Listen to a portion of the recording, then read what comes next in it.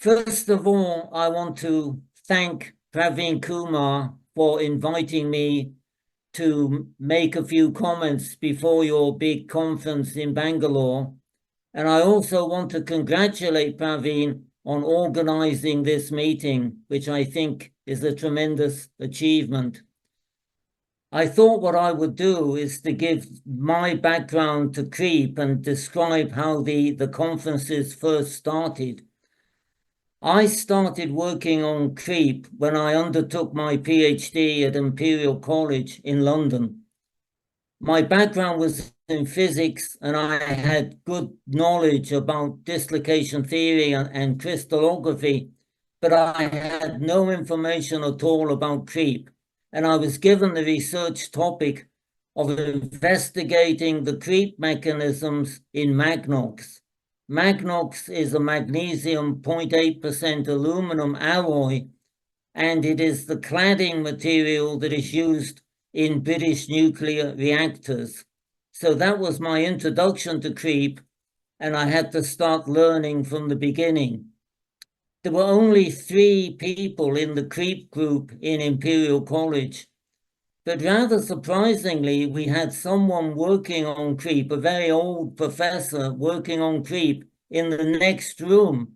And this was someone that probably many of the people in Bangalore will know the name. It was Professor Andrade.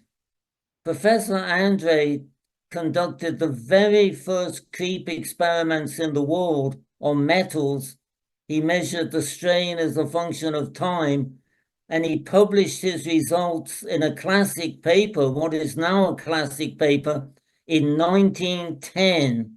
So that's a very long time ago. And it's amazing that in the 1960s, when I was at Imperial College, he was working in the next room over 50 years after his paper, and he was still undertaking CREEP experiments.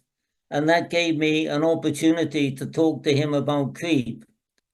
It was decided at Imperial College that we should have a one-day meeting on CREEP and invite people from other universities in the UK.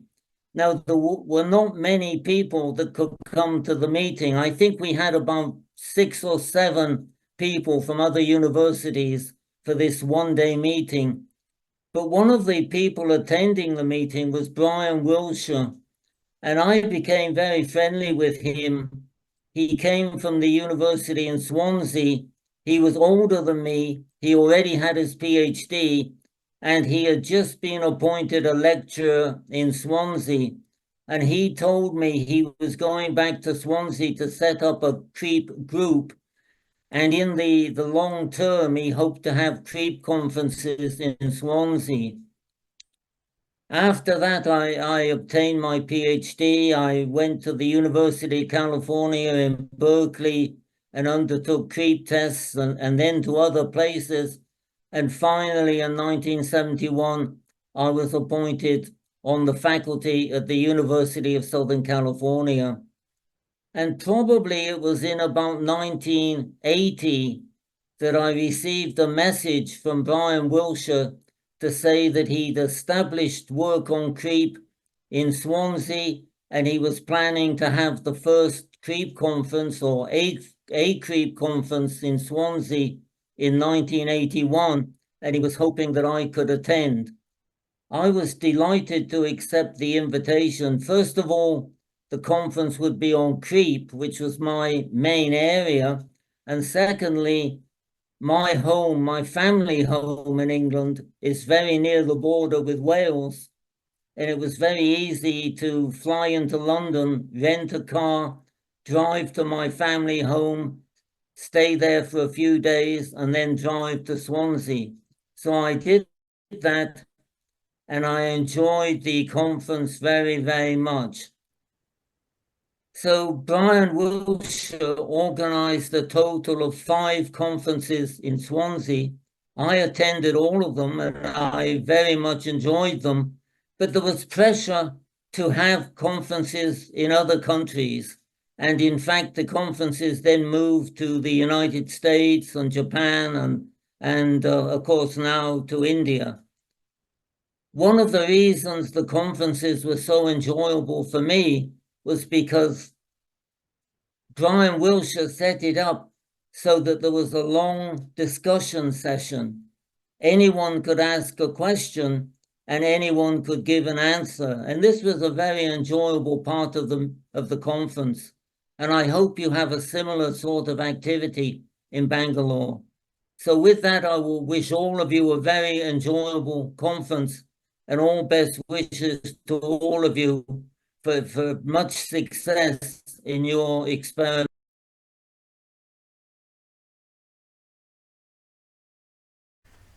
Greetings from California to Praveen and all of you at the CREEP conference. I used to say that California was the center for CREEP in the United States. There was John Dorn at Berkeley, Oleg Sherby and me and Craig Barrett at Stanford, Terry Langdon at USC, and Omio Mukherjee at Davis and others. So that's why I say at one time California was kind of the center for study of CREEP.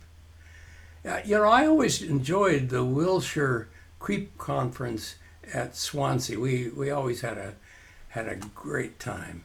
But mostly, I've not kept up with CREEP since the 1960s through 1980s when I worked in that area. But when nanoindentation came on the scene in the 1980s, Marilee Mayo and I showed that the high strain rate sensitivity of superplastic alloys like lead tin could be studied with nanoindentation. And then I got interested in CREEP by nanoindentation again in the mid-90s and derived relations between the uniaxial and indentation strain rates. Then about 25 years ago, Barry Lucas and Warren Oliver showed that you could capture all of the bulk CREEP properties in indium using those relations.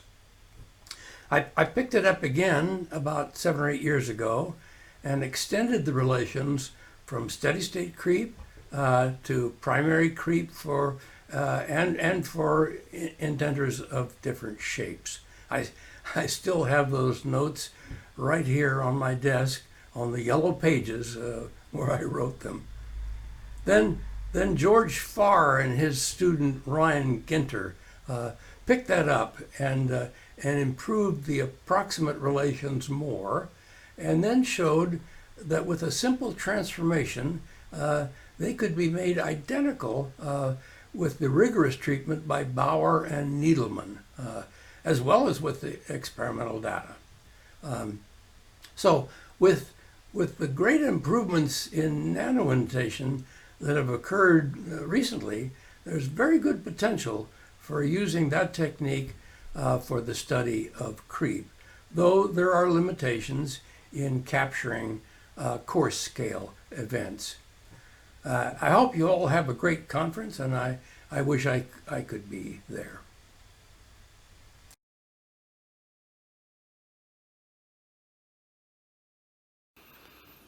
Dear participants of CREEP 2024, it's my great honor to address you at this conference taking place in India, this country of eminent global importance. Deformation and fracture. These processes are fundamental in our daily life, even if we do not realize it. They may be most useful or most disturbing. The deformation strength is investigated by imposing a certain rate of deformation or by imposing a certain load. In the latter case, we speak of creep, a term coined at the time where deformation below the yield point was a surprise. Testing in creep has the advantage of exact measurement of the inelastic strain rate free from elastic contributions, down to very low values, with relatively cheap testing equipment, and of opportunity of freezing the microstructure under stress for microscopic investigation of its evolution.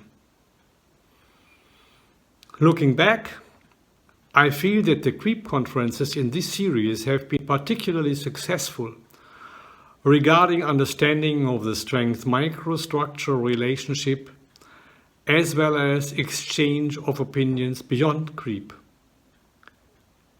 This conference may bring you forward on this way.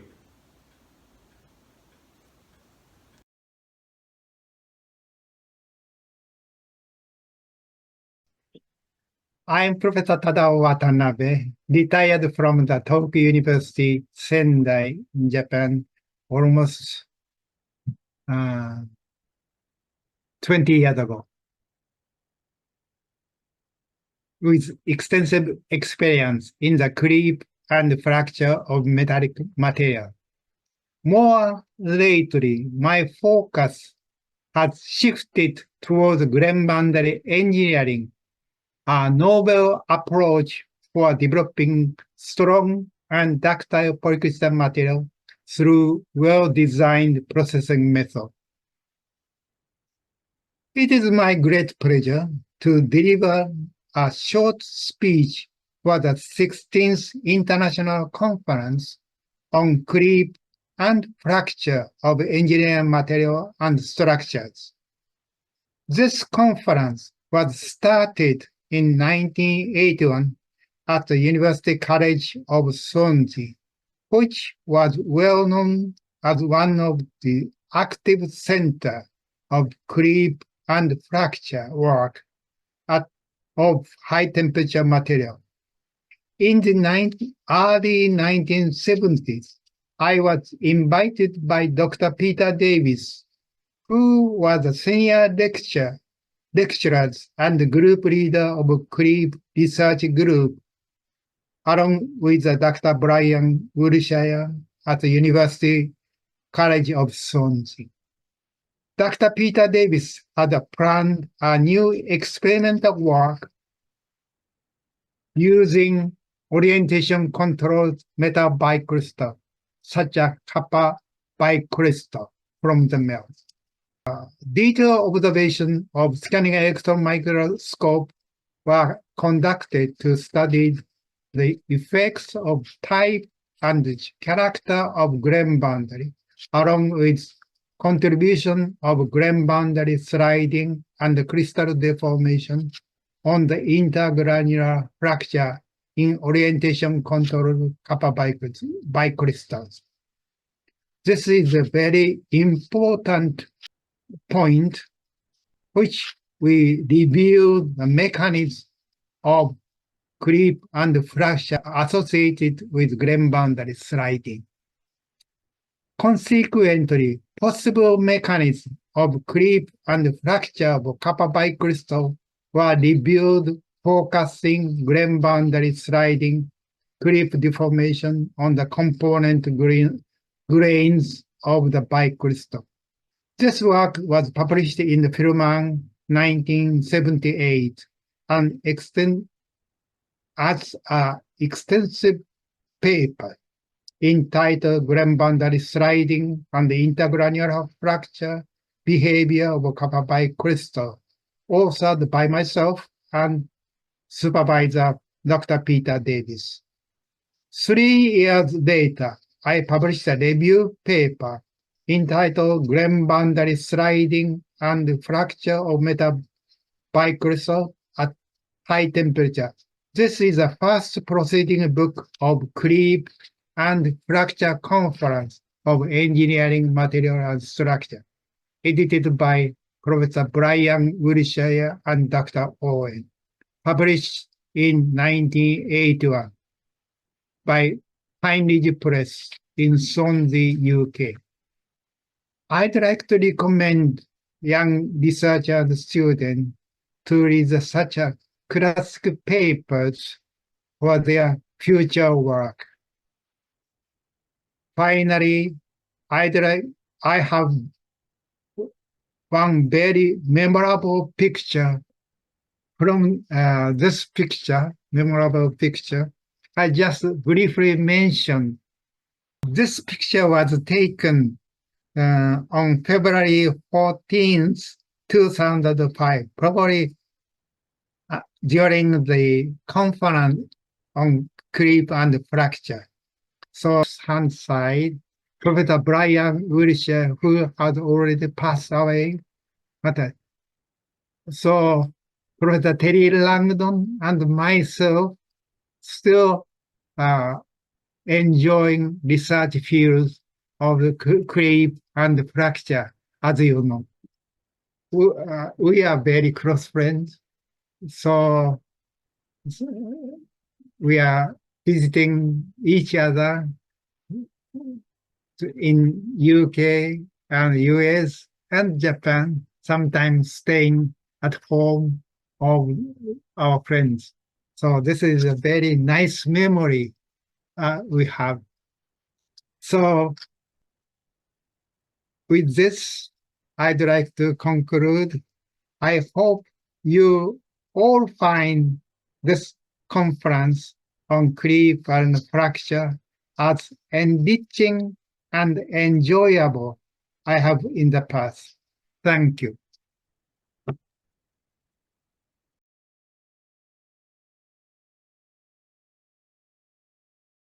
Good morning. I'm Atul Chokshi. My journey with creep started 44 years ago when in 1980 I joined Terry Langdon as a graduate student at IISc in Los Angeles. My thesis topic was superplasticity, which can be considered as accelerated creep with a significant contribution from grain boundary sliding because of a fine grain size. That was an exciting time to be in California with stalwarts such as Oleg Sherby and Bill Nix in Stanford, Omio Mukherjee at UC Davis, Farghali Muhammad at UC Irvine, and many others in the extended creep family across the globe. I thoroughly enjoyed my thesis topic and continued working in that field until I retired last year. After my PhD, I was a postdoc with John Porter and then with Omio Mukherjee before taking up a faculty position at UC San Diego. There I started working on tensile and compressive creep behavior of oxide ceramics, primarily aluminum oxide and zirconium oxide. And I continued this when I moved to IISc Bangalore in 1994. Some of you may be surprised to know that the first work on creep in aluminum oxide dates to the 1950s. But it is only within the past decade that with extensive diffusion and creep studies that we now have a firm answer on the rate controlling creep mechanisms in this aluminum oxide. So some of these projects take a long time to mature. Some of you may be hearing stories about creep being old-fashioned and everything is known about creep. Well, that's partly true, but there are always issues that are not yet resolved. And of course, there are always new topics to consider, new materials, as well as new applications, such as, for example, nano indentation creep that was initiated by Bill Nix, and some of the small-scale creep testing work that's being conducted by my colleagues Vikram Jairam and Praveen Kumar here. I was fortunate to be working in creep and participating in the Wilshire Creep Conference in 1990. The biggest message from that conference was that it is fun to have discussions, long discussions during the formal presentations, but also during long evenings over many glasses of beer. I hope that tradition continues, and I wish you success in this CREEP conference and good discussion. Thank you.